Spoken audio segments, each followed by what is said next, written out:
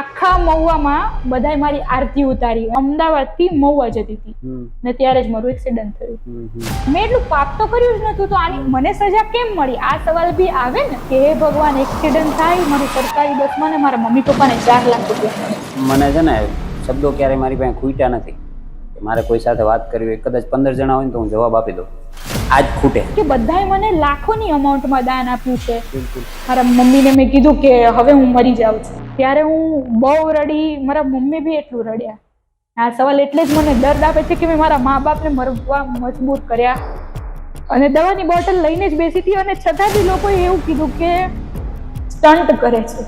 મારું ધ્યાન દ્વારકાધીશ રાખે, મારું ધ્યાન ખુદ શંકર રાખે છે. મારે કોઈના બાપની નીચે ઝૂકવાનું જવું નથી. કમિશનરના પીઆઈ નો બી ફોન આવ્યો હતો કે બેન, પોલીસ પ્રોટેક્શન માટે તમને કોઈ બી જરૂર પડે, આ હું પીઆઈ છું, તમે મને ફોન કરજો. સીધી સરળ વસ્તુ છે. જેને કંઈ ધંધીનો ના હોય ને એને ક્રિટિસિઝમનો ધંધી. એ તમારે જો આગળ જવું હોય તો તમારી સાથે બધાને લઈને જાઓ, અધરવાઇઝ પગ ખેંચવાવાળા તમને મળી જ રહે. કૃષ્ણ ભગવાને કીધું છે કે યુદ્ધ છેલ્લો વિકલ્પ હોવો જોઈએ, અને એ બી આત્મરક્ષા માટે. પણ છતાં બી મને મારા ઉપર ગર્વ છે કે હું આટલા પગથિયા ચડી, અને 3 વર્ષથી જ્યારથી પથારીમાં હતી ત્યારથી જ મેં એવું વિચાર્યું હતું કે હું ગિરનાર જઈશ, ગિરનાર જઈશ, ગિરનાર જઈશ.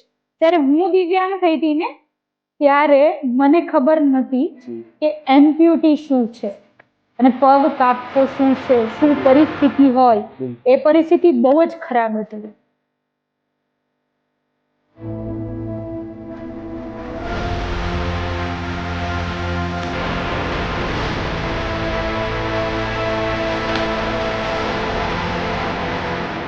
કેમ છો બેન? બસ મજામાં.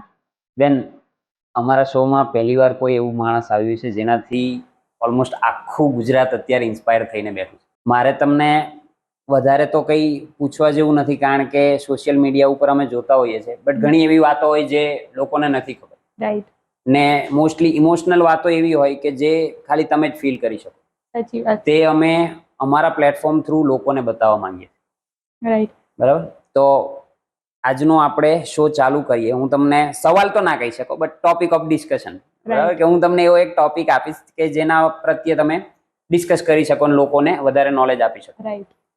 તો એક્સિડન્ટ પહેલાના નેહાબેન કેવા હતા, એક્સિડન્ટ પછીના અત્યારના નેહાબેન કેવા છે? બહુ બહુ બહુ ડિફરન્સ છે. શું વાત? એક્સિડન્ટ પહેલા તો આમ કહેવાય ને, તોફાની, મસ્તીખોર, આળસુ બી કહી શકાય એવી હતી હું.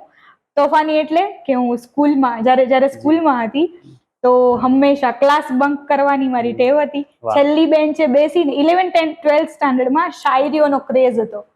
તો લખતા બોલતા તો આવડતી નથી, પણ કોપી કરવાની, એ તો બહુ બધી બુક્સ બનાવેલી. અને સાથે સાથે એક્સિડન્ટ પહેલા અમુક ટાઈમની વાત કરીએ તો રાત્રે 12, 1, 2 વાગે ભૂખ લાગે તો એક્ટિવા લઈ અને હું નીકળી જતી એકલા. એવા કોઈ મિત્રો હતા નહીં અને મને શોખ બી નતો, કારણ કે હું બહુ જ શરમાળ હતી. બરાબર.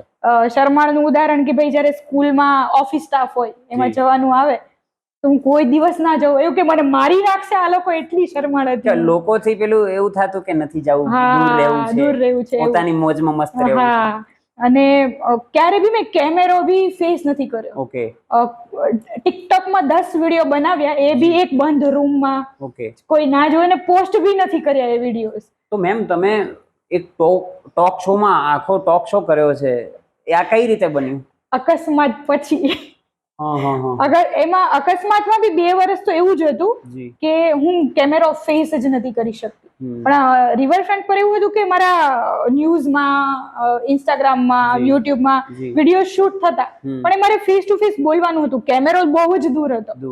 પછી ધીરે ધીરે લોકો આવતા ગયા, મળતા ગયા, અને પછી ખબર પડી કે જો આપણે નહીં બોલીએ તો બીજા કેટલા લોકો છે એમને કંઈ સમજાશે જ નહીં. કારણ કે જ્યારે મારો અકસ્માત થયો ત્યારે મારી સામે કોઈ એમ્પ્યુટીસ હતા જ નહીં કે જે લોકો દિવ્યાંગ થયા હતા. તો હું કઈ રીતે શીખું, કઈ રીતે સમજું, દુનિયા શું છે એ મને ખબર જ નથી. ખાલી હું લોકો જે મને કહેતા અરુણિમા સિન્હા, સુધા ચંદ્રન, તો બસ આવી જ લાઈફ મેં જોઈ હતી. અરુણિમા સિન્હાનું જોઈને એવરેસ્ટ કરતી હતી, સુધા ચંદ્રનનું જોઈને ડાન્સ કરતી હતી, તો 2 જ હતા મારી સામે. તો પછી હવે લોકો વચ્ચે આવ્યા પછી ખબર પડી કે એમ્પ્યુટીસ ની લાઈફ બી છે કઈ. છે બિલકુલ. તો પહેલાની લાઈફ બી સરસ હતી, જી. પછીની લાઈફ બી બહુ સરસ જ બહુ જ છે. સરસ છે. હા તમે જે ટોક શો માં ગયા હતા, હા તમે કીધું કે તમે બહુ જ કેમેરા શાય હતા, તો એમનો જ્યારે તમને કોલ આવ્યો કે તમને જ્યારે અપ્રોચ કર્યું ત્યારે તમે એ વિચાર્યું નહીં કે હું તો બોલી નથી શકવાની, ને કેવી તૈયારી હતી, કેવા ધગધગ થતા હતા?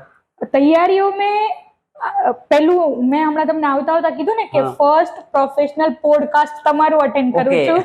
ક્યારે બી હું તૈયારી સાથે નથી ગઈ, કારણ કે યાદ રાખવું કે વિચારવું એક અંદરથી કોન્ફિડન્સ જ ના હોય. જી. જે ક્વેશ્ચન આવતો હોય, જે રિયાલિટી છે, હું એ જ જવાબ આપતી હોય. બિલકુલ. કારણ કે આમાં કોઈ ગોખણપટ્ટી ના હોય. હોય. તો કેમેરાને ભૂલી જવાનું ત્યારે, અને તમે જે પૂછો છો ને શું સાચું છે એ જ જવાબ આપવાના હોય. તો એ રીતે જ મેં આપ્યા છે. ડર સાઈડમાં છોડી દીધો હતો ત્યારે, અને પણ છતાં બી ડર તો હજુ બી લાગે કેમેરાનો. મેમ, આ ઘટના પછી ઘણાની લાઈફમાં એવા પડાવ આવતા હોય કે જેની આજુબાજુના કે મિત્ર વર્તુળ કે આપણે જેને નજીકના માનતા હોઈએ એ લોકોનો સ્વભાવ બદલાય. તમારી સાથે એવું થયું છે કે આ ઘટના પછી અમુક લોકોનો સ્વભાવ પોઝિટિવ કે નેગેટિવ કોઈ પણ રીતે બદલાયો હોય એવું? મેં પહેલા જ કહ્યું ને કે હું કુવાનો દેડકો. મારી લાઈફમાં બહુ ઓછા લોકો, પણ જેટલા હતા એટલા બધા બેસ્ટ. એટલે એવું તો બન્યું જ નથી કે મને કોઈ છોડીને ગયું હોય. કારણ કે 2 દિવસ પહેલાનો જ કિસ્સો કે મારે હોસ્પિટલમાં મારા અંકલ માટે 3 બોટલ બ્લડની જરૂર હતી, ને મારા ટાઈમે 20 બોટલ બ્લડ ત્યાં હાજર હતું, મારે 11 ની જરૂર હતી. તો મારું ગ્રુપ જ એટલું હતું, મારા મિત્રો બધા મોસ્ટલી પોલીસ સ્ટાફમાં છે, બધા વર્દી પહેરીને ત્યાં આવતા. અને જે મને હું તો ભાનમાં નથી, પણ મારા મમ્મી પપ્પાને જે એમને કોઈ દિવસ અમદાવાદની લાઈફ નથી જોઈ, પણ જયારે હું 2 મહિના હોસ્પિટલમાં હતી તો એ લોકોએ જોયું કે આના કેટલા સારા સંબંધ છે, જેટલા છે એટલા બધા બેસ્ટ છે, અને બધા જ આજે મારી સાથે છે. ઇવન આ વાત તો ઠીક છે, પણ સ્કૂલમાં હું ગવર્મેન્ટ સ્કૂલમાં ભણી છું મહુવામાં, અને 1500 છોકરીઓ હતી. 1500 માંથી 1000 છોકરીઓ આજે મારા કોન્ટેક્ટમાં છે, મારા વિડીયોઝ, મારું અકસ્માત જોઈને, અને ઇવન બધાએ મને ડોનેશન આપ્યું હતું જ્યારે હું હોસ્પિટલમાં હતી. તો મારા માટે ગર્વની વાત છે. ઇવન મેં છે ને એક્સિડન્ટ પહેલા મને એવો હતું કે ભાઈ હું મહુવાથી છું, મહુવા એટલે એમ નાનું ગામ, અને આપણો લહેકો કાઠિયાવાડી લહેકો. હવે લહેકાને સુધારવા માટે થઈ અને મારામાં હતું એવું કે ભાઈ હું 12 પાસ જ છું, અને મોસ્ટલી કોઈ મને પૂછે ને તો એમ જ કહું 12માં 12 વાર ફેલ છું. તો 12માં 40% પાસ થઈ, કારણ કે શાયરીઓ લખવી, તોફાન કરવા, ગ્રાઉન્ડમાં રમવું, એટલે તો કાઠિયાવાડીમાં કહીએ તો માંડ પાસ. માંડ પાસ હતી હું. અને એવું કે ભાઈ 10મા ધોરણમાં એવું હતું કે સર એવું કીધું કે કોંગ્રેચ્યુલેશન્સ, 9 જણા પાસ થયા છે ને તમે 9મા નંબર પર છો. અને જે ખુશી હતી મને, હું પાસ થઈ ગઈ. એટલે પછી એવું હતું કે હું સ્કૂલ અમદાવાદમાં આવી, મેં કોલ સેન્ટર થી સ્ટાર્ટ કર્યું, ઓટોમોબાઈલ, જસ્ટ ડાયલ, બધી જ લાઈનો મેં 6 મહિના ટ્રાય કરી, અને મેં મારી લેંગ્વેજ, મારી સ્કિલ, બોલવાનું વ્યવહાર બધું જ સુધાર્યું. અમદાવાદે મને સ્ટ્રોંગ નેહા બનાવી, જે રોતડું હતી. મને ભૂતથી, મતલબ કે અંધારામાં રહેવાથી ભૂતથી બી બીક લાગે એવી હતી, કે જે રાત્રે રખડતા શીખવાડ્યું, કોઈથી ડરવાનું નહીં. અને મારા બધા જ મિત્રો પોલીસમાં એવા જ બનાવ્યા હતા કે હું ડરું નહીં. અને પછી બધી જોબ વાળાના બી મને એક્સિડન્ટના ટાઈમે મેસેજ આવ્યા. જેટલી સ્કૂલ મેં છોડી હતી, જેટલી જોબ છોડી હતી, દરેક લોકોએ મને મેસેજ કર્યા. ને આજે મારા કોન્ટેક્ટમાં લગભગ 10,000 લોકો છે, જે મારા પહેલાના ને અત્યાર સુધીની લાઈફના છે, જેમાંથી અમે પણ એક છીએ. અને પરમેનન્ટ રહેશું. બિલકુલ. શું કામ નહીં. તમે મહુવાની વાત કરી, સ્કૂલની વાત કરી, થોડી બાળપણની યાદો વાગોળો કે કેવી રીતનું હતું મહુવાનું બાળપણ તમારું? કારણ કે મહુવાને ગુજરાતનું કાશ્મીર કહેવાય, બરાબર? કઈ રીતે તમે તોફાન મસ્તીઓ કરતા, કોલેજમાં કઈ રીતનું વાતાવરણ હતું? કોલેજ તો મેં કરી જ નથી, પણ હા બાળપણની વાત કહીશું કે અમે બ્રાહ્મણ કુટુંબમાં જન્મ લીધો હોય એટલે પૂજા પાઠ ભક્તિ પહેલાથી જ. અને મને નાનપણથી મારા મમ્મીને એવો શોખ હતો કે હું બધું શીખું બ્રાહ્મણનું. તો મને શ્લોકો બહુ જ આવડતા, મેં સ્વાધ્યાયમાં જતા. સાથે સાથે હું નાની હતી તો માતાજી બની હતી.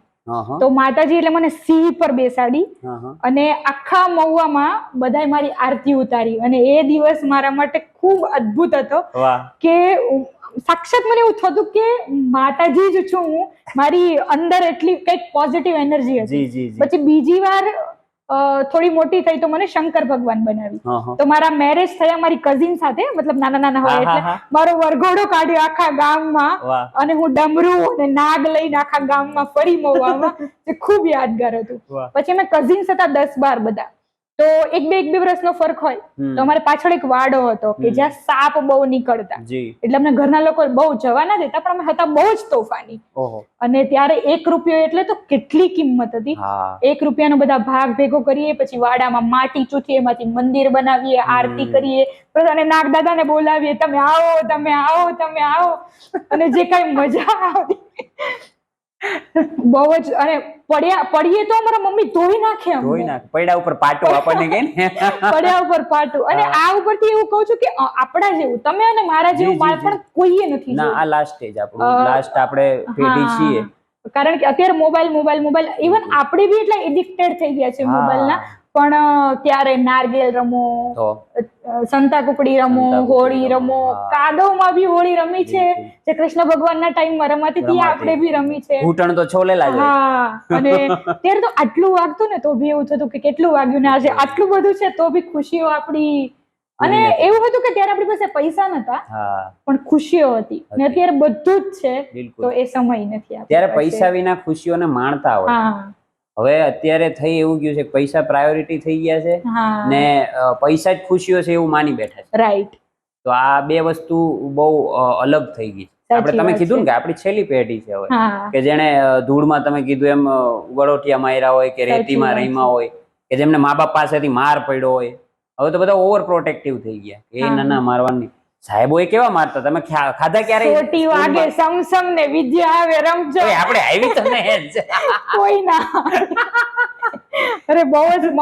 મમ્મી તો મુખ્ય અસ્ત્ર હતું સાવરણી, અને ક્યારેક તો વેલણ, છૂટા ચપ્પલ. અરે બહુ જ ખાધા છે. અરે મજા આવતી.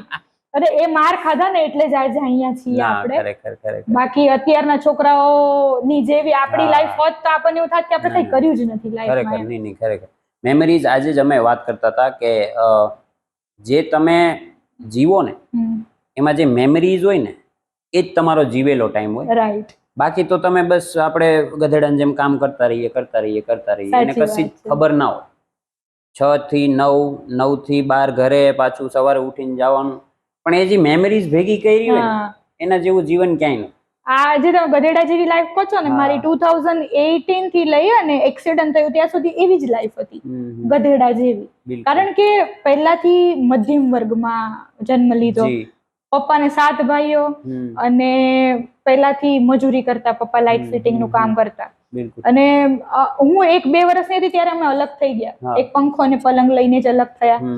તો પપ્પાએ અત્યારે અમે જે છીએ બધું પપ્પાએ મજૂરી કરીને જ અમને પહોંચાડ્યા. અને મારું બી 12th પછી ભણવાનું કે ટકા ન લાવવાનું ડ્રીમ એ જ હતું કે હું જોબ કરીશ. તો ત્યારે એવું આવતું 10 પાસ ઉપર પોસ્ટમાં જોબ મળે, 12 પાસ પર પોલીસમાં મળે.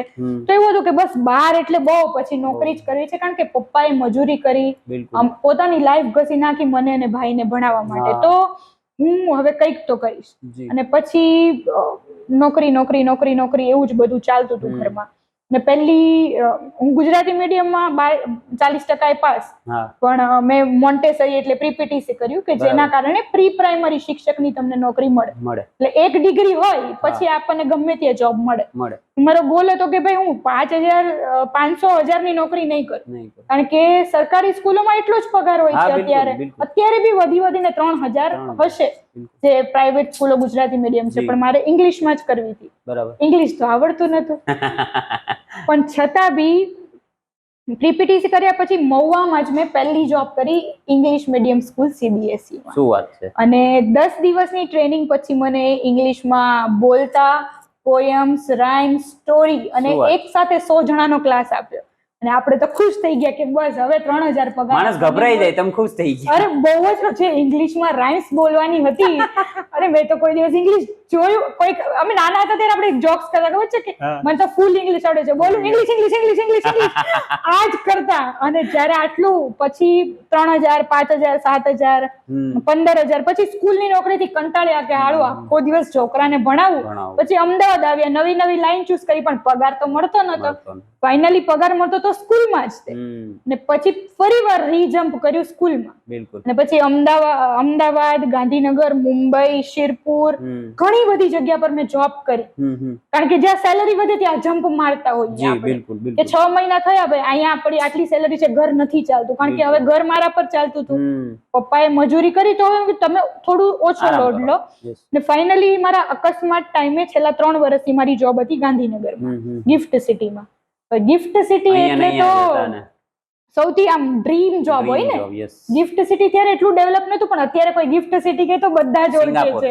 સિંગાપુર છે. અને મારી જોબ, સેટરડે સન્ડે રજા. અને ફાઇનલી 2 years થવા આવ્યા હતા મારા એક્સિડન્ટ ટાઈમે. અને અમે ઘર બુક કરાવ્યું હતું, કારણ કે અમે છેલ્લા 30 વર્ષથી એક જ કોઈકનું વોશરૂમ હોય ને સારા ઘરનું, એવડા નાના રૂમમાં જ રહેતા હતા અમે 4, મમ્મી પપ્પા હું ને ભાઈ. અને એક ટાઈમ અમને જમવા મળે ના મળે, ક્યારેક ભૂખ્યા બી સુઈ જઈએ એવી પરિસ્થિતિ હતી. જ્યારે હું ભાવનગરમાં PPTC કરતી હતી તો 500 રૂપિયા ભાડામાં રહેતા અને 10 રૂપિયાની ચા અને એક મુઠ્ઠી મમરા ખાવાના જ પૈસા હતા. તો લાઈફનું પહેલું મકાન લીધું મેં. લોકડાઉન આવ્યું, એટલે લોકડાઉનમાં તો સારા લોકોની હાલત ખરાબ હતી ને. અને લોકડાઉનમાં બધું સેવિંગ્સ પતી ગયું, પણ જે પહેલા 4-5 લાખનું સેવિંગ કર્યું હતું એમાંથી ઘર બુક કર્યું હતું. અને બિલ્ડર બી થોડો મારા જેવો હશે, બરાબર, એને એવું કીધું કે તમે નહીં આપો 90 દિવસમાં તો તમારું મકાન કેન્સલ થઈ જશે. 5 લાખનું નુકસાન સહન થાય એવું નતું. અને જેવું લોકડાઉન ખુલ્યું તો હું અમદાવાદથી મહુવા જતી હતી ને ત્યારે જ મારું એક્સિડન્ટ થયું. મકાન લીધું, ડ્રીમ પૂરા થયા, લોન થવાની હતી ને ત્યાં તો બધા જ સપનાઓ પતી ગયા મારા. ત્યારે ટૂંકમાં અમુક ટાઈમે એવું કહેવાનું મન થાય કે ભગવાને કર્યું એ ખોટું કર્યું, કાં તો ભગવાને કર્યું એ સારું કર્યું. તમે કયા વેમાં જવા માંગો? તમારો આ ક્વેશ્ચન છે ને એની હું બહુ વેઇટ કરતી હતી. કારણ કે છે ને મારી લાઈફ સાથે ભગવાનને તો આમાં કોઈ દોષ છે જ નહીં, અને કોઈએ બી ના દેવો જોઈએ. એનું રીઝન એવું છે કે લોકો આપણી લાઈફમાં સારા અને ખરાબ બધા જ લોકો આવતા હોય. તો અમુક આપણને સારું શીખવાડે, અમુક ખરાબ શીખવાડે. અને ત્યારે આપણે બહુ વિચારતા હોઈએ કે કેમ આવું થયું, મેં શું કર્યું છે. ઘણી વાર તમે મને કહો ને તો મને બી એવું થઈ જાય કે સાચું મેં જ કંઈક પાપ કર્યા હશે. પણ એવું નતું. એક્સિડન્ટ પહેલા બી લોકડાઉનમાં બી મેં બહુ બધા લોકોની સેવા કરી છે. ઇવન મસાલા પ્રોવાઈડ કરવા એ સૌથી પુણ્યનું કામ છે. કાઠિયાવાડી ખાસ હું ખુદ કાઠિયાવાડી છું, એટલે મને એ વસ્તુની ઇમ્પોર્ટન્સ ખબર પડે. એટલે અમદાવાદમાં મેં બધા લોકોને મસાલા, અમુક લોકોને પોલીસ પકડી જતી તો મારા એટલા કોન્ટેક્ટ હતા કે આપણે એ લોકોને છોડાવવા બી ગયા હોય. મોર બોલતા હોય. મોર બોલવામાં મેં એ લોકોને બચાવ્યા છે. સાથે સાથે ઘણા લોકોની ફીસ ના ભરાણી હોય તો HRK હેલ્પ વાળા મારા મિત્ર છે જેમને મારા ટાઈમે બી હેલ્પ કરી. અને ઘણા હું જ્યારે બી કહું કે અહીંયા હેલ્પ કરવાની છે, આજે બી મને કોઈ એવું લાગે તો એ લોકો હેલ્પ પૂરી પાડે છે. તો HRK હેલ્પ દ્વારા એ સમયમાં જ્યારે હું સાજી હતી બહુ હેલ્પ પૂરી પાડી છે બધાની. અને સેવા કરવામાં હંમેશા બધા આગળ હોય. તો મારા એક જીજાજીને કેન્સર હતું, એમાં બી હું બધેથી ભેગા કરીને પૈસા આપતી થોડા ઘણા. એટલે તો મેં એટલું પાપ તો કર્યું જ નતું, તો આની મને સજા કેમ મળી, આ સવાલ બી આવે ને. કારણ કે હું એવી હતી, સેન્સિટિવ એટલી હતી કે કદાચ તમે રડતા હોય તો હું મારું બધું જ તમને આપી દઉં. ભલે મારી પાસે કઈ ના હોય, હું ભૂખી રહું, પણ હું તમારું રોવાનું ના સહન કરી શકું. આટલો સેન્સિટિવ નેચર હોય અને પછી કોઈ આપણને એવું કહે કે તારા કર્મો, તો વધારે દુઃખ થાય. ત્યારે મારા માઇન્ડમાં એક વસ્તુ આવી કે મેં કીધું ને કે મેં મિડલ ક્લાસ ફેમિલીમાંથી હતા.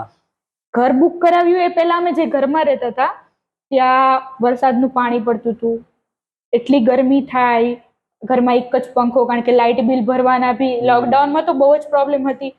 ઘરમાં એક ખેતરાવ જમીન હતી તો એકવાર કાળોતરો સાપ, જે દુનિયાનો સૌથી ઝેરી સાપ છે 2 નંબરનો, ફેમિલીમાં મમ્મી પપ્પા વગર તો આપણી દુનિયા જ નથી. એટલે એ ટાઈમે જ્યારે બી હું શનિ રવિમાં લોન માટે આવતી અહીંયા, તો જતા ટાઈમે એમ જ બોલતી કે હે ભગવાન, એક્સિડન્ટ થાય મારું સરકારી બસમાં ને મારા મમ્મી પપ્પાને 4 લાખ રૂપિયા મળે. આ મેં માગ્યું હતું.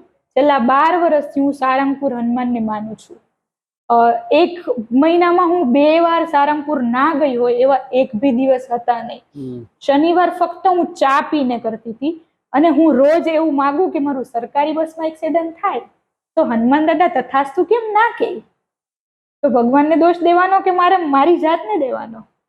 કારણ કે મેં માગ્યું હતું કે હું સરકારી બસમાં જાઉં, મારું એક્સિડન્ટ થાય અને 4 લાખ રૂપિયા મળે તો મારા પપ્પાને હેલ્પ થાય.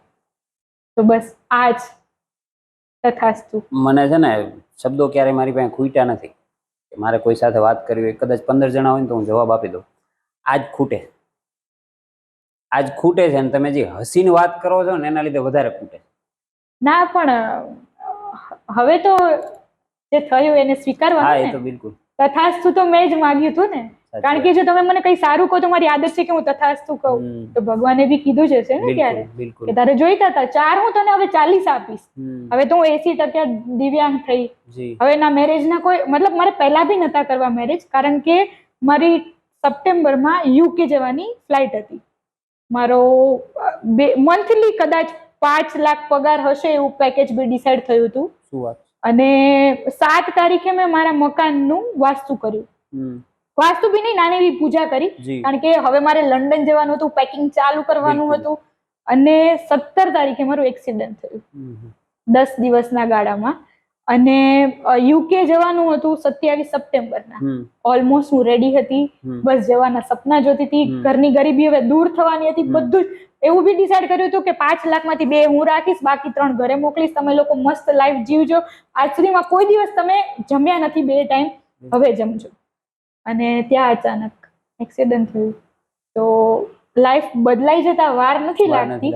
એટલે હવે દુઃખ કરવાનો કોઈ મતલબ બી નથી. પેલું ભજન નથી આપણું એક મસ્ત, વીજળીને ચમકારે મોતીડા પરવો પાનભાઈ. સાચી વાત છે. અચાનક અંધારા આવશે. પણ ત્યાર પછીની લાઈફ હું જોઉં છું, અમે સોશિયલ મીડિયા થ્રુ જ જોઈએ છે, તમારી સાથે વાત પહેલી વાર થાય છે કે તમને સપોર્ટ ઘણો છે. તો ભગવાને એ બાબતે તમને ઘણો આશીર્વાદ, તમારા શબ્દો એમણે રાખ્યા, જે હવે તમે પાછા ક્યારેય ના બોલતા, એ મારી અરજી છે, બરાબર.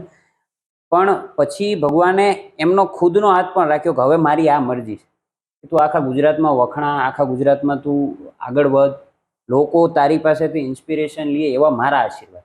આ સેન્ટેન્સમાં મને રડવું આવે છે હવે. કારણ કે છે ને, જ્યાં સુધી આપણે કુવાના દેડકા હોઈએ ને ત્યાં સુધી આપણને કોઈ ચિંતા ના હોય. કારણ કે આપણી દુનિયા આટલામાં જ હોય. બિલકુલ.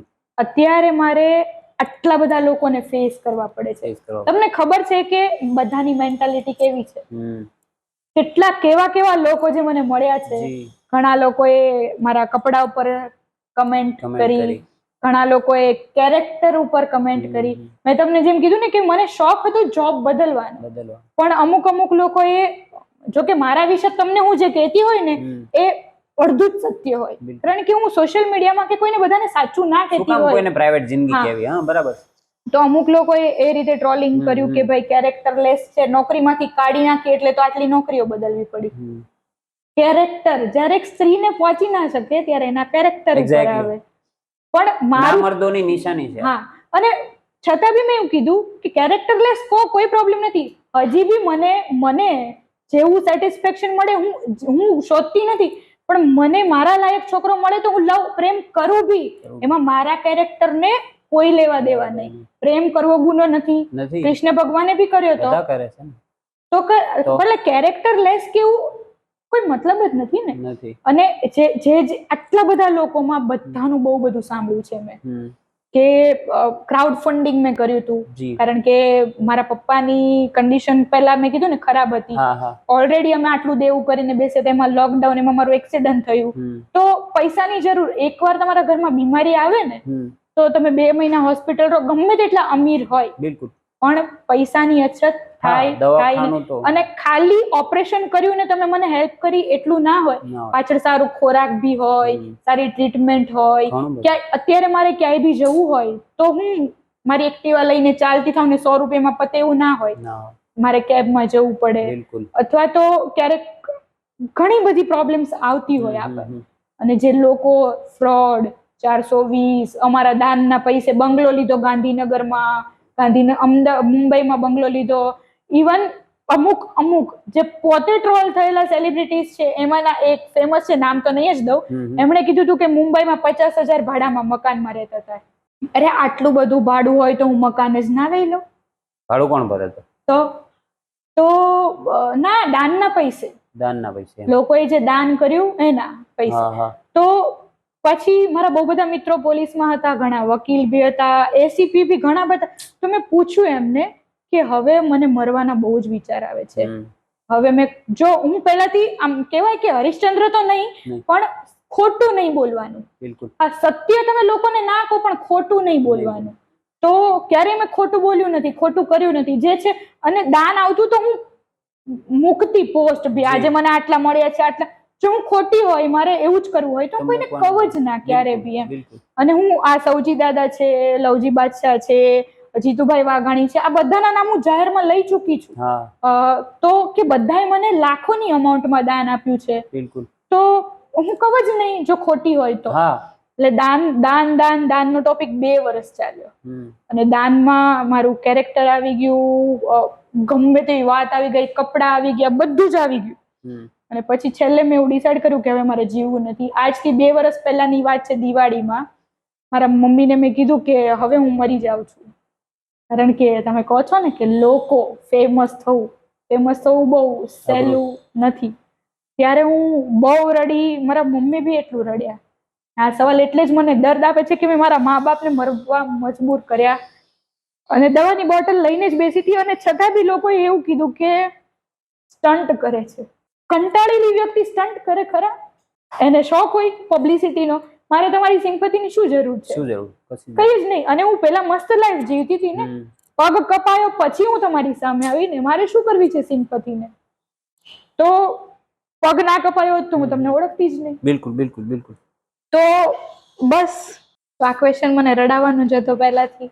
ના એટલે મને ખ્યાલ હતો એમ. અચ્છા. કારણ કે મારો વીક પોઈન્ટ છે. અમારો એવો કોઈ હેતુ નથી. અમારે તો તમારી યારે ધીંગા મસ્તી જ કરવાની.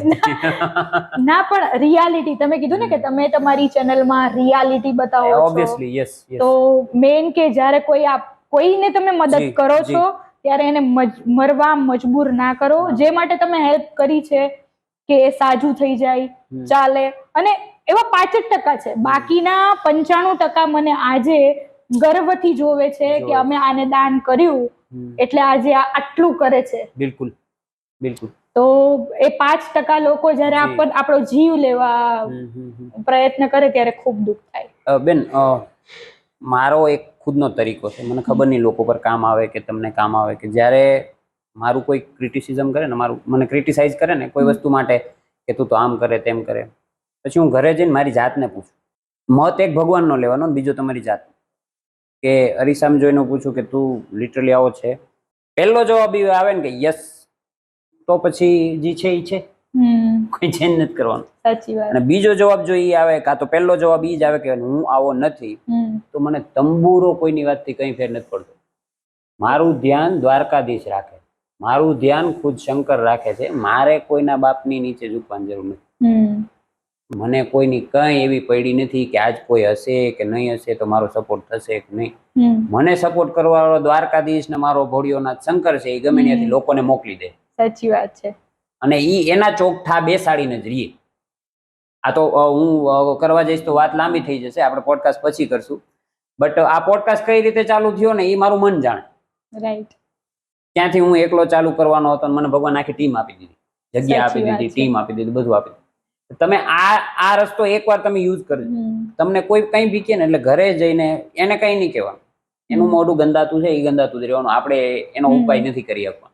આપણે કાઠિયાવાડીમાં છે ને કે ગામના મોઢે ગયણા ના બંધાય. સાચી વાત છે. તો એનો ઉપાય આપણે નથી કરી શકવાના. આપણે ઘરે જઈને આપણી જાતને પૂછવાનું એને કીધું એ સાચું છે, ઇફ નથી તો થાય કરી લે ભાઈ. હા, એ જ વિચારીને જો, જેમ કે પહેલો આરોપ હતો કે દાનના પૈસે મોજ કરે છે, તો ખુશ રહેવા માટે તો લોકોએ મદદ કરી હતી. બિલકુલ. કે હું ફરીવાર પહેલાની જેમ ચાલતી થઈ જાઉં, ભલે સારા પગથી નહીં પણ ખરાબ.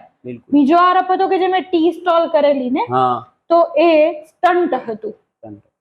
તો મારા મગજમાં જે સુસાઇડના વિચારો આવતા હતા કે હું સુસાઇડ કરી લઉં, અને ત્યારે બધાએ એવું કીધું કે તું કંઈક કર, એવરેસ્ટ જવા માટે અરુણિમા સિન્હાની કમ્પેરિઝન કરું તો અરુણિમા સિન્હાને બિલોની છે. પગના બહુ બધા ટાઈપ હોય. એક બિલોની એટલે આટલો જ પગ હોય, અબવની એટલે મારા જેટલો હોય, અને અમુકને હિપ જ ના હોય. તો 3 ટાઈપના પગ કટ કરે. હિપ વગરના બિચારાને બહુ તકલીફ પડે, કારણ કે એને હિપ ના હોય. મારા આટલો પગ છે તો એના લીધે હું પ્રોસ્થેટિક પહેરી શકું, પણ સીડી ચડવાની હોય તો મારે પહેલા આ પછી આ, પહેલા નોર્મલ લોકોની જેમ હું આમ ના ચડી શકું. અને અરુણિમા સિન્હાને ગોઠણ હતો એટલે નોર્મલ ચડી શકે. તો હવે એવરેસ્ટ મારે જવું છે, મારું ડ્રીમ છે, બિલકુલ, પણ હું એવી રીતે ના જઈ શકું. એટલે મેં વિચાર્યું કે હું કંઈક કરું કે જેથી લોકોની કોન્ટેક્ટ, મને વાતો કરવાની બહુ આદત, સોશિયલ મીડિયામાં નહીં, પણ જો કે હું મહુવાથી અમદાવાદ બસમાં જતી ને તો બાજુમાં જે બેઠા હોય 5 કલાક તો વાતો કરું જ. એક મિત્ર બનાવું, કારણ કે મને બહુ જ મજા આવે વાતો કરવાની. અને હું મસ્તી બી એટલી કરું, જોક્સ બી એટલા કરું. મારી હોસ્ટેલનો જે વિડીયો મેં મૂક્યો હતો ને ઇન્સ્ટાગ્રામમાં, એ બી 2 મિલિયન વાયરલ થયો છે, કે હું મિમિક્રી કરતી હતી મારા વોર્ડનની. તો પહેલાથી હું એવી હતી કે હું બધા જોડે, અને હોસ્ટેલમાં બી જ્યારે હું અમદાવાદમાં રહેતી હતી તો હોસ્ટેલમાં 4 ફ્લોર, અને 4 ફ્લોરની એક બી છોકરી સાથે મારે દુશ્મની નહીં. હું બધાના રૂમમાં ફરતી હોય, મને બધા જ ઓળખતા હોય, બાકી કોઈને પૂછે તો મારી એવી આદત હતી.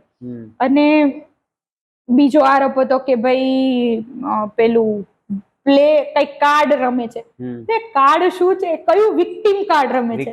હવે વિક્ટિમ કાર્ડ શું છે એનું એ તો મને ખબર પડી છે ને. હું હતી પ્રી પ્રાઇમરી ટીચર તરીકે મને પ્રધાનમંત્રી અને પ્રેસિડેન્ટ વિશે જ ખબર હતી. બાકી ઇન્ડિયામાં શું પોલિટિક્સ ચાલે છે, શું ઇતિહાસ છે, મને કશું જ ખબર નથી. કોઈ દિવસ મેં રીડિંગમાં બી ધ્યાન, મેં રીડિંગમાં બી 2 બુક વાંચી હશે, એ બી ચેતન ભગતની રિવોલ્યુશન 2020 અને એક નાના છોકરાની વાંચી હશે. બાકી કોઈ બુક્સ બી મેં ક્યારેય વાંચી નથી. ક્યારે હું કોઈ સાથે, મને કઈ જ ખબર નથી. અને છતાં બી લોકોના આરોપ, તો એ ક્રિટિસિઝમ નો મેં બહુ વધારે સામનો કર્યો. અને પછી એવું વિચાર્યું કે જેને જે બોલવું હે બોલે, હું છું એ છું. અને જો તમારી પાસે સાબિતી હોય તો મારી પાસે આવો, બાકી આરોપની કોઈ સાબિતી મળશે નહીં. કેરેક્ટરલેસ હોય તો એ 10 છોકરાઓને લઈને આવો. મેં ફ્રોડ કર્યું હોય તો મેં આઈટી રિટર્ન ભરી દીધું છે. તમે ગવર્મેન્ટે મને કઈ નહીં કીધું. મેં રિટર્ન તો ફાઇલ કર્યું જ છે ને, તો ગવર્મેન્ટે કઈ નહીં કીધું. આજે હું ગર્વથી જીવું છું. જ્યારે મારી સ્ટોલ હટાવી ત્યારે મને કમિશનરના પીઆઈ નો બી ફોન આવ્યો હતો કે બેન, પોલીસ પ્રોટેક્શન માટે તમને કોઈ બી જરૂર પડે, આ હું પીઆઈ છું, તમે મને ફોન કરજો. તો જો હું ખોટી હોત, એ સ્ટન્ટ હોત, અથવા તો મારે હાઇલાઇટ જ થવું હોત, તો હું એવું ના કરત. બિલકુલ. તો એક સીધી સરળ વસ્તુ છે, જેને કઈ ધંધીનો ના હોય ને એને ક્રિટિસિઝમનો ધંધી ન હોય. રાઈટ. આ એ જ લોકો હોય કે જેને ઘરેથી 50 માંગે ને ત્યારે 5 રૂપિયા મળતા હોય. રાઈટ. જેને લિટરલી કોઈ સમાજમાં ના ગણતું હોય, જેને ઇન્સ્ટાગ્રામની પાછળ બેઠા બેઠા કમેન્ટો કરવી હોય, અને રિયલ લોકોને નથી ટાઈમ કે તમને ક્રિટિસાઇઝ કરે. ઈ રિયલ લોકો, સારો માણસ કે સાચો માણસ, ઈ તમારી પાસેથી કંઈક શીખશે. એને નહીં ખબર પડે તો પૂછશે. ઈ તમને ક્યારેય પાછળ ઇન્સ્ટાગ્રામની પાછળ ચૂહાની જેમ દબાઈને કમેન્ટ નહીં કરે કે આ તો આમ કરે ને આ તો તેમ કરે. ભાઈ, તને તારા ઘરમાં કોઈ બોલાવતું નથી ઇજ્જત આપતું. સાચી વાત છે. અને ફ્રસ્ટ્રેશન, ઇન્સિક્યોરિટી પછી એને ક્યાંક તો કાઢવી. એટલે આવા નમાલીના લોકો હોય ને એનું આ કામ છે. ના, એ વાત બી તમે સાચી કીધી કે કોઈ બિઝનેસમેન ને કોઈ એક લેવલ પર હોય એ માણસને ક્યારે તમે આવી કમેન્ટ પાસ કરતા નહીં જોયા. કમેન્ટ કોણ કરે છે? જેની પાસે કોઈ કામ ધંધા નથી, એ જ કરે છે. એ વાત બહુ બધા, અને ઘણા લોકો આપણને કહેતા હોય ને કે તમારે જો આગળ જવું હોય તો તમારી સાથે બધાને લઈને જાઓ, અધરવાઇઝ પગ ખેંચવા વાળા તમને મળી જ રહે. બિલકુલ. પણ એ એક તમે એની જ્યોમેટ્રી જોવો ને કે તમને પાછળથી વાર કરવા વાળો તમારી પાછળ છે, એ રીઝન થી. તમારો પગ ખેંચવા વાળો તમારી નીચે છે, એ રીઝન થી. તમારી આગળ વાળો ને તમારી ઉપર વાળો તમને ક્રિટિસાઇઝ નથી કરતા. રાઈટ. કારણ કે એને ખબર છે કે હું મારી પ્રગતિમાં ધ્યાન નહીં દઉં તો મારી નીચે છે એ મારી પાસે આવી જાય, એક દી ઉભા રહે. એને પોતાની પ્રગતિમાં જ ધ્યાન. બેન, તમે ટી સ્ટોલ ની વાત કરી, તમે ટૂંકમાં મગજમાં પહેલો વિચાર ક્યાંથી આવ્યો કે મારે ટી સ્ટોલ કરીશું? એમાં એવું હતું કે હું બહુ વર્ષોથી હોસ્ટેલમાં જ રહેતી હતી, અને નાના હતા તો કોઈ દિવસ મમ્મીએ રસોઈ કરાવવાની, મતલબ કરાવ્યું હોય તો માંડ ખીચડી બનાવો, મતલબ પરફેક્ટ આવડતું, આહા. આવડે બધું જ. બધું જ કારણ કે એમાં બી મારી સાથે ક્રિટિસિઝમ થયું છે કે છોકરી થઈને રસોઈ નથી નથી આવડતી, કરતી, હા. પણ બધું જ આવડે છે મને. આહા. પણ પરફેક્ટલી કે જે સામેવાળાને ખવડાવીએ તો એમ કહે કે ના ના આને આવડે છે, આવડે છે. તો બી 2-3 વસ્તુઓ હતી. બરાબર. ને હોસ્ટેલમાં રહી છું, વર્ષોથી હોસ્ટેલમાં જ રહું છું, તો મેં ક્યારેય બનાવ્યું જ નથી. અને એક તો ભણીને અથવા તો નોકરી પરથી આવ્યા હોય ને થાક્યા હોય, બિલકુલ. પણ ચા ની હું ગાંડી શોખીન, અને ગટર કહી ને એટલી ગાંડી ચાની. આમ ઘરે છે ને નાના હતા તો પૈસા હતા નહીં, હવે 10 રૂપિયાનું દૂધ લાવતા, એમાંથી 1 રકાબી ચા મળે, તો ચા જોઈએ જાજી, એટલે હું એમાં પાણી, સ્વાદની ખબર ના પડતી પણ ચા જાજી જોઈએ. હવે એ ચા એવું ઘણી, અને શનિવાર હું ચા પીને કરતી, એટલે મને ચા ની બહુ ખરાબ આદત હતી. હજી ચા ના પીવે તો 3 દિવસ માથું દુખે, પણ હમણાં મેં છોડી દીધી છે મારી ફર્સ્ટ લવ ને ફર્સ્ટ ચોઇસ ને. તો કે એના વગર કેવું થાય છે, અને 6 મહિના થઈ ગયા હજી કઈ વાંધો નથી આવ્યો. તો પછી એવું થયું કે હું 2018-19 થી રૂમ રાખીને જ રહેતા હતા, અને ત્યાં બી એવું કે ઓનલાઈન ક્લાસીસ ચાલતા હતા. બિલકુલ. તો હવે પ્રાઇવેટ સ્કૂલમાં એવું હોય કે ભાઈ સવારે 7 વાગે તમે બેસો, પછી 1-2 વાગ્યા સુધી તમારે ચાલે, પછી પાછું વર્કશીટ કરવાની, પછી પાછું વર્કશીટ બનાવવાની, પછી પેપર ચેક કરવાના, પછી પ્રિપરેશન કરવાની, કાલે શું ભણાવશો એની તૈયારી કરવાની, તો રાત્રે 11-12 વાગી જાય. અને પછી અમે લોકો રાત્રે, અમુક લોકો ફ્રી હોય તો હું કહું કે મારે ચા પીવા જવું છે, તો લોકો આવે, નહીં તો પછી હું એકલી જઈ આવું. તો 5 કિલોમીટર દૂર જો હું ચા પીવા જતી હોય, તો હું ચા ની કેટલી કરીશ તો લોકો મારે ત્યાં ચા પીવા તો આવશે.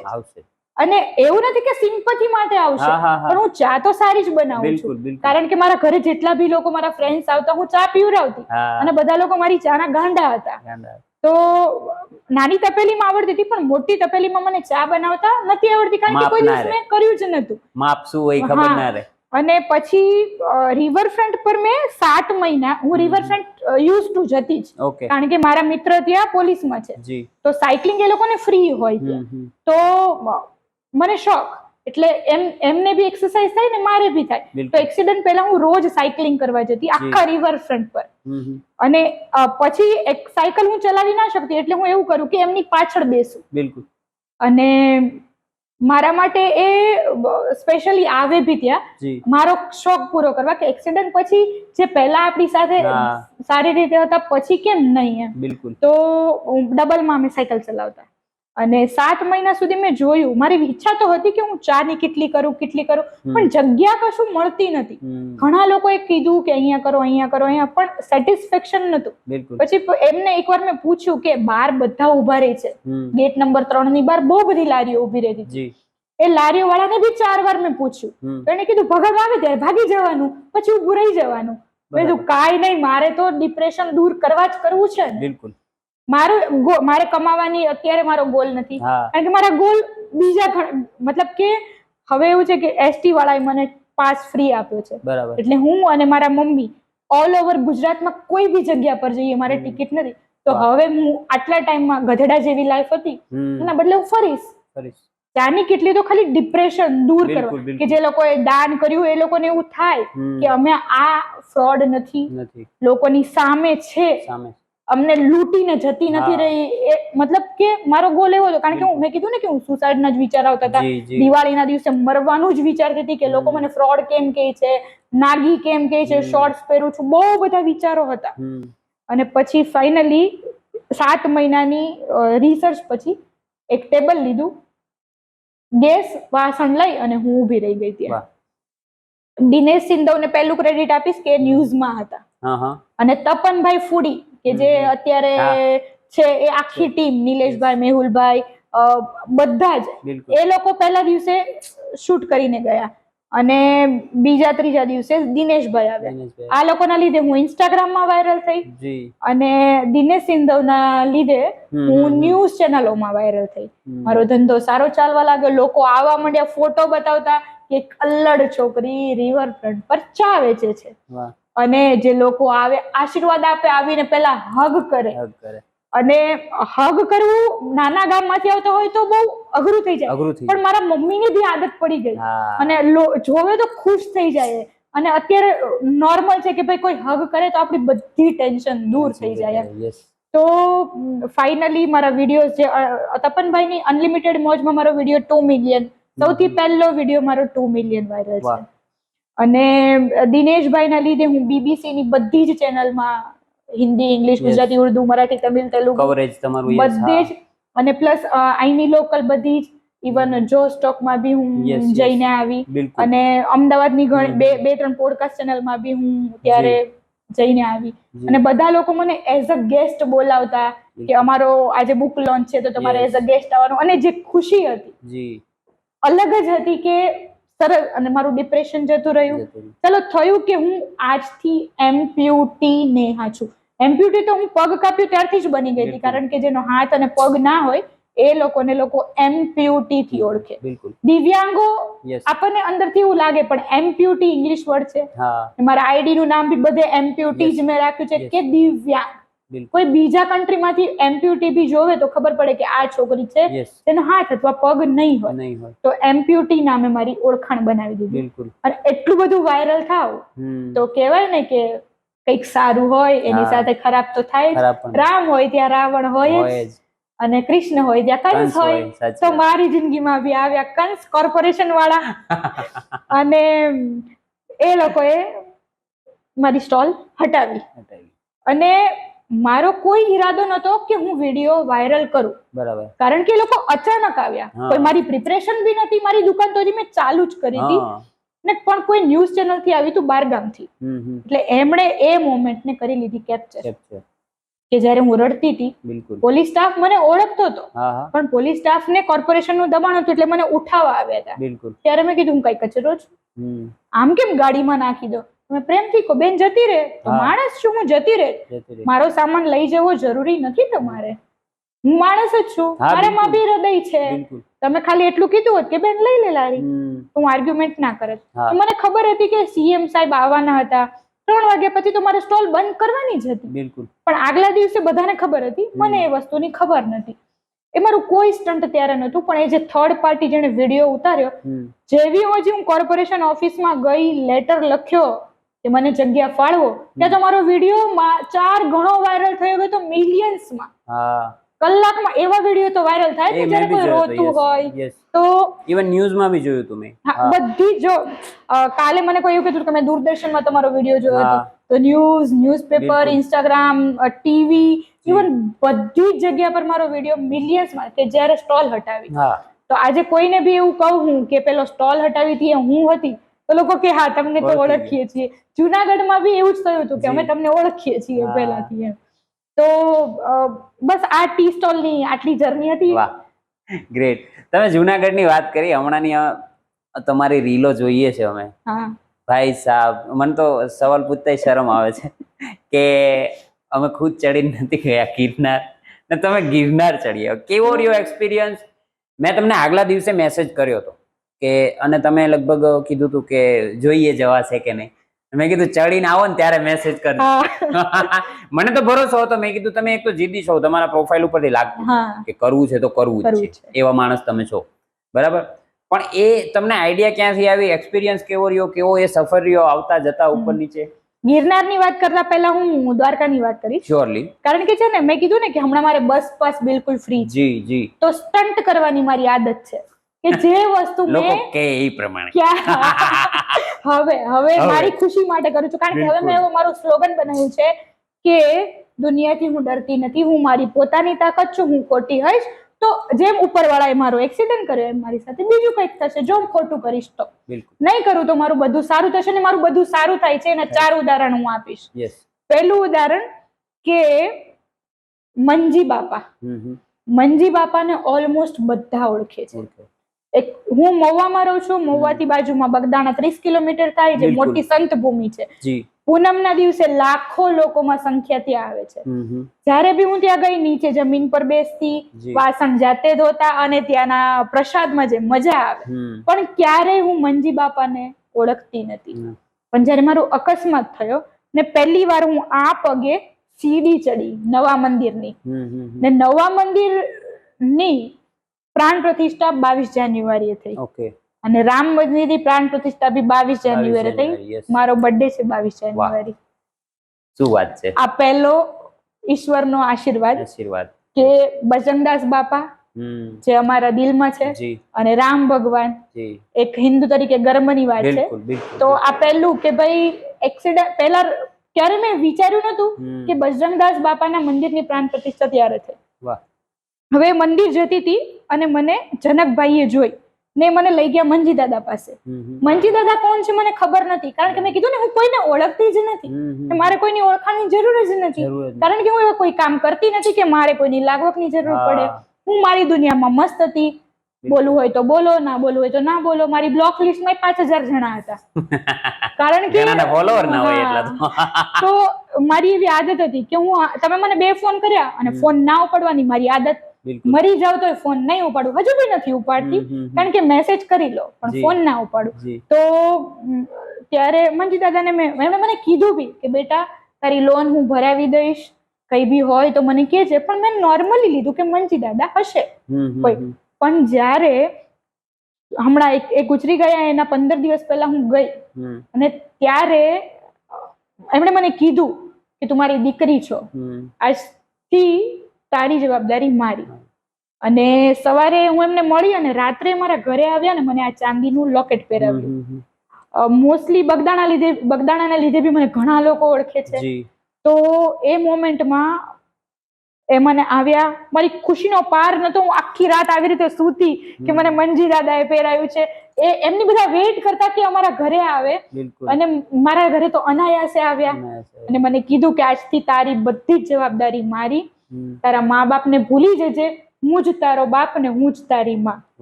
આટલું એમને કહ્યું. અને પછી જયારે ગુજરી ગયા ત્યારે મને ખબર પડી કે મંજી દાદા કોણ હતા. બજરંગદાસ બાપાના અનન્ય સેવક, કે જેમને બજરંગદાસ બાપા સાથે પોતાનું જીવન ગુજાર્યું. આટલા વર્ષોથી એ ત્યાં બગદાણામાં સેવા કરતા હતા અને એમની દીકરી હોવાનું જે ગર્વ છે એ મારા માટે અદ્ભુત. અમારી લાઈફનો પહેલો ચમત્કાર કહી શકાય. પછી દ્વારકામાં એવું હતું કે ભાગવત ગીતા વિશે સાંભળ્યું હોય પણ ક્યારે વાંચવાનો મોકો ના મળ્યો. પણ અકસ્માત પછી જે ડિપ્રેશનનો ટાઈમ આવે તો સૌથી બેસ્ટ ગ્રંથ છે તો કે ભાગવત ગીતા. કૃષ્ણ ભગવાને કીધું છે કે યુદ્ધ છેલ્લો વિકલ્પ હોવો જોઈએ, અને એ બી આત્મરક્ષા માટે. અને મેં આત્મરક્ષા માટે યુદ્ધ કર્યું. એમાં તો બહુ મોટું કાંડ થયું. આજે મારા ફોલોવર્સ છે, મારું નામ છે, એ યુદ્ધના કારણે જ છે, અધરવાઇઝ તો કઈ ના હોત. અને પછી ત્યારથી મારો ગોલ હતો કે હું દ્વારકા જઈશ અને હું જોઈશ કે નગરી કેવી છે. કૃષ્ણ ભગવાન મને બોલાવશે કે નહીં બોલાવે, આખી રાત હું સુઈ નહીં, કારણ કે શોર્ટ્સ અત્યારે કોઈ બી મંદિરોમાં શોર્ટ્સ નથી પહેરવા દેતા. પણ હું દિવ્યાંગ છું, મારે એક પગ નથી, અને દિવ્યાંગો માટે કોઈ રૂલ નથી. કારણ કે હું દેખાવમાં સારી છું એનો મતલબ એવો નથી કે મારી લાઈફ નોર્મલ છે. પગ તો નથી જ મારે. હવે પહેલા જેટલું હું કરી, પહેલા હું ડ્રેસ જ પહેરતી, સાડી પહેરતી, ક્યારે મેં શોર્ટ્સ નથી પહેર્યા. અને પહેર્યા હોય તો બી 4 દિવાલમાં બહાર કોઈએ મને શોર્ટ્સમાં જોઈ ના હોય. તો બહુ કન્ફ્યુઝન હતી. શૂઝ હું કાઢીને ચાલી ના શકું. દ્વારકા જવું તું, ચાલી નહીં શકું તો હું શું કરીશ, કેમ જઈશ? રડી. હું દ્વારકાધીશને કીધું કે મને તમારે બોલાવી જ પડશે, કોઈ બી ચમત્કાર કરો, શું થશે આમાં. ગોમતી નદીએ હું પહોંચી સવારે, એમાં સ્નાન કર્યું ગોમતી નદીમાં એક પગે, કોઈ પ્રોબ્લેમ ના થઈ, મજા આવી. અને 56 પગથિયાનું સપનું લઈને હું પહોંચી ગઈ.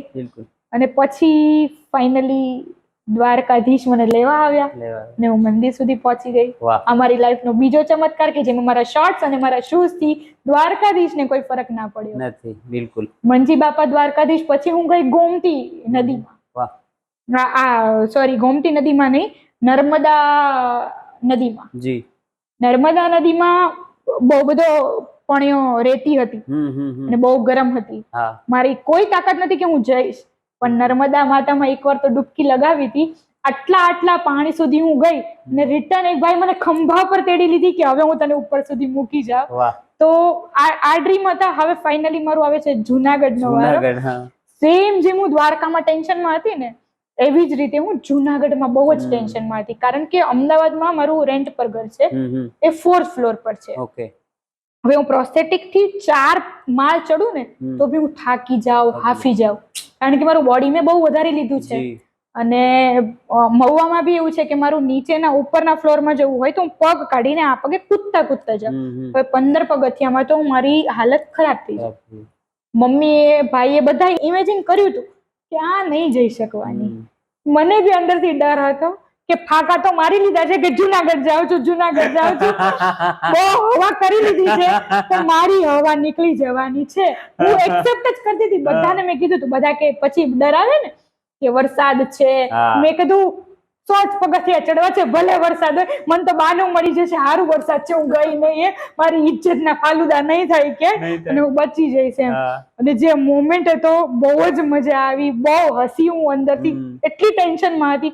1 વાગે સુધી 4 વાગે તો ઉઠી ગયા, કારણ કે મહુવાથી 5 વાગે બસમાં બેસી અને જુનાગઢ જવાનું હતું. આખી રાતની ઊંઘ પૂરી નથી થઈ. મેં કીધું રસ્તામાં ઊંઘ આવશે, પણ છતાં બી જેવા જુનાગઢમાં પહોંચ્યા અને જે ખુશી થઈ, આમ 1000 પગથિયા તો રમતા રમતા ચડી ગઈ હું. અને પછી એવું કીધું કે 11 વાગ્યા છે, 3 વાગ્યા સુધી જેટલા ચડાય ને એટલા ચડીશું. તો 3 વાગ્યા સુધીમાં તો 2250 પહોંચી ગયા હતા. પછી 5 વાગે લોકોએ એવું કીધું કે પ્લેન બંધ થઈ જાય છે. હવે પ્લેન બંધ થઈ જશે તો હું કેમ પાછી આવી જાઉં? હવે મારામાં તાકાત નથી. જુનૂનમાં 3500 તો હું ચડી ગઈ છું, પણ મંદિર દેખાય, પ્લેન ના દેખાય ને બંધ થઈ જાય. પછી મેં એવું કીધું કે ભલે હવે મારી ઇજ્જત જાય તો જાતી, લોકોને જે સમજવું એ સમજો, હવે હું નીચે ઉતરી જાઉં. કારણ કે નીચે ઉતરવામાં બી એટલો જ તાકાત લાગે, કારણ કે હું પ્રોસ્થેટિકમાં મારે એક જ પગે ઉતરવાનું હતું, બીજો પગ હતો નહીં. અને નોર્મલ લોકો બી ઉતરવામાં તકલીફ પડતી હોય તો 4 ચડવા ને 4 ઉતરવા એટલે 8-9 હજાર પગથિયા થાય. ક્યાં પહોંચી હતી એ મને ખબર જ નથી. પણ હવે કોઈક આપણને એવું હોય કે તમે મને હિંમત આપો ને કે બસ આટલું જ છે તો ચડી જઈએ, પણ જ્યાં લોકો એમ કહે ને કે હજી તો બહુ દૂર છે, ત્યાં આપણી અંદરથી હિંમત પતી જાય. જો 2-3 જણાએ હજી કીધું હોત ને બસ અહીંયા જ છે તો હજી બી હું પહોંચી જાય. પણ પછી હિંમત ઓછી કરવા વાળા લોકો મળતા હતા કે જેને અંદરથી મને તોડી નાખી. એટલે હું 4-5 કહી શકું કે ગણ્યા નતા મેં કે હું ક્યાં પહોંચી, પણ મંદિર સામું દેખાતું હતું, પણ મારી ત્યાં પહોંચવાની તાકાત નથી. પણ છતાં બી મને મારા ઉપર ગર્વ છે કે હું આટલા પગથિયા ચડી. અને 3 વર્ષથી જ્યારથી પથારીમાં હતી ત્યારથી જ મેં એવું વિચાર્યું હતું કે હું ગિરનાર જઈશ. અને ફાઇનલી મને આદેશ આવ્યો. મને ગરમી, વરસાદ અને ઠંડી 3 ઋતુ ત્યાં જોવા મળી. અને ત્યાં સ્વર્ગ જેવું વાતાવરણ છે. ગિરનારી હજી બી મનમાં એવી રીતે છે ને કે જાણે એવું લાગે કે ગિરનાર જેવું તો હિમાલય પણ નથી. પણ જેમ એની વાંચી ને એમના વિશે, તો ગિરનારમાં અર્જુનના અને કૃષ્ણ ભગવાનની બેનના લગ્ન થયા હતા. તો સારી જગ્યા પર ગઈ હતી કે જ્યાં કૃષ્ણ ભગવાન હતા, એટલે મજા આવી મને. ગ્રેટ. બેન, તમે આટલા સુધીના સફરમાં તમે કીધું કે ઘણા લોકો આયા, ઘણા ગયા, પણ અમુક લોકો એવા છે જે પહેલા પણ સાથે હતા, આજે પણ સાથે છે. એવા લોકો માટે શું કહેવા માંગશો તમે?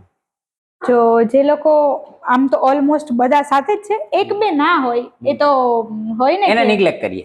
એ અપવાદ ને જવા દેવાના. પણ જેટલા લોકો મારી સાથે છે એ બધાને બહુ બધું થેન્ક યુ. કારણ કે તમારા વગર, હવે તમે બી જોડાણા છો, એ બધામાં તમે બી આવી જાઓ, એટલે લોકો વગર આપણે કશું. કારણ કે જો ઓડિયન્સ જ ના હોય તો પેલા લોકો શું કરે, મૂવી કોણ જોવા જાય? સેમ એવી રીતે જ કે બધા આટલા બધા લોકો મારી સાથે હતા, એટલે ક્યાંક પોઝિટિવ નેગેટિવ ના લીધે આજે હું આ જગ્યા પર પહોંચી. નહીં તો હું ક્યારે પણ ના જ પહોંચી શકતી. અને હું કહું છું ને, ક્રિટિસિઝમ વાળા લોકોને બી હું પૂરી ક્રેડિટ આપું છું. Thank you. યસ, એને બી. કારણ કે એ લોકો ના હોત તો લોકો મને ઓળખત નહીં. તમે સ્ટ્રોંગ ના બનત આટલા. મને સ્ટ્રોંગ. અને આજે હું દરેકની, પહેલા એવું હતું કે કોઈ તમે મારી સાથે ઝઘડો કરો ને તો પહેલા હું રડું, 4 ચોધાર આંસુએ રડી લઉં, પછી જવાબ આપું. અત્યારે હું જવાબ આપી દઉં છું, એટલી હું કેપેબલ છું. તો એ ક્રિટિસિઝમ વાળા લોકોને બી બહુ બધું થેન્ક યુ. હું તો તમને હજી એક સલાહ આપી, ખાલી જવાબ નહીં આપવાનો, સાથે સાથે એક મેલી દેવાની. મારો તો એઝ અ આયર મારો એ સ્વભાવ છે કે હું પેલા મેલું પછી પૂછું કે હું કહેતો તો. નહીં, એવું જો આહિર તમે કીધું ને મારી લાઈફમાં આહિર સમાજનું બહુ જાજુ મહત્વ છે. તો તમે મળ્યા. હા એક મારા મિત્ર, મેં કીધું અમરેલી પોલીસમાં છે. જી જી બે ભાઈઓ છે જે રાજકોટમાં છે. હા. એ લોકોએ મને શીખવાડ્યું છે કે તું મસ્ત જીવ, પાછળ અમે બેઠા છીએ. જોઈ લઈશું, જોઈ લઈશું. પણ જો કે એ લોકોના દમ પર હું એટલી હવા કે પાવર નથી કરતી, કારણ કે મારો સ્વભાવ જ છે કે લડવાનું નહીં. બિલકુલ. બને ત્યાં સુધી ઇગ્નોર કરવાનું. ઇગ્નોર કરવામાં જ સામે વાળો અડધો હારી જાય છે. યસ યસ યસ, બિલકુલ. એ તો તમે આજ સુધીના સફરમાં શીખી જ ગયા હો. કેવાનું મોઢે નહીં લાગો, છોડો, જવા દો. બાકી આ વધારે થતું હોય તો પછી ભાઈઓ પાછળ બેઠા જ છે. કારણ કે હું ઇન્ટરનેશનલ સિસ્ટર છું. લોકો એવું નથી કે મને ભાઈ બનાવવાનો શોખ છે, પણ એક છોકરી જે ડિસેબલ છે તો કોઈ બી પેલા બેન જ કહેવાનું છે. બિલકુલ. બાકી પહેલા મેં ફ્રેન્ડ્સ જ બનાવ્યા છે. મારા ગણીને એક ભાઈ હતા, બાકી કોઈ ભાઈ નતું. પણ અત્યારે લોકો મને બેન કે છે ને મને ખુશી છે, કારણ કે સૌથી પવિત્ર સંબંધ હોય તો એ ભાઈ બહેન નો છે, ને લોકો મારી સાથે નિભાવે બી છે, ને એનો મને આનંદ છે. ઘણી વાતો કરી મેમ આપણે. દર્શકો અમારા તમને જોવા આવે છે, મારું મોઢું એ લોકોને જોવું નહીં ગમતું, બરાબર? એટલે તમે જે લોકો તમારી શું કહેવાય કક્ષાએ છે, એમ્પ્યુટીઝ છે, એમના માટે, સમાજ માટે શું એક મેસેજ આપવા માંગુ?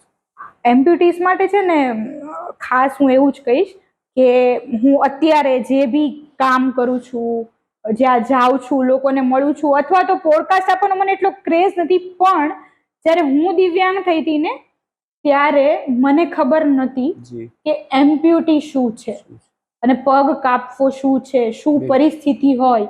એ પરિસ્થિતિ બહુ જ ખરાબ હતી કે જ્યારે મને પહેલી વાર ખબર પડી કે મારો પગ નથી, ત્યારે મારી આખી દુનિયા પતી ગઈ.